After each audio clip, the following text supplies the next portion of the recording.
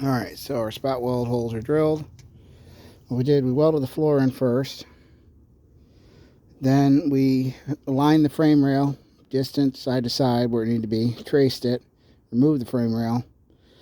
Then we drilled the holes. Now we can weld the frame rail in. We have to make sure it's aligned again.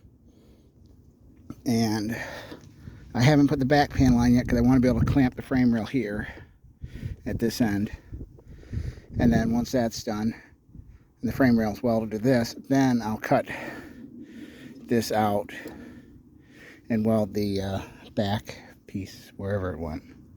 Where did it go? Oh, right there. Yeah, that piece. So anyway, all this is looking pretty good. This goes up a little bit, like so. And the new lip will go here. And then there'll be a new piece in here. And see, the quarter panel goes like that. It's missing quite a bit of this lip, so.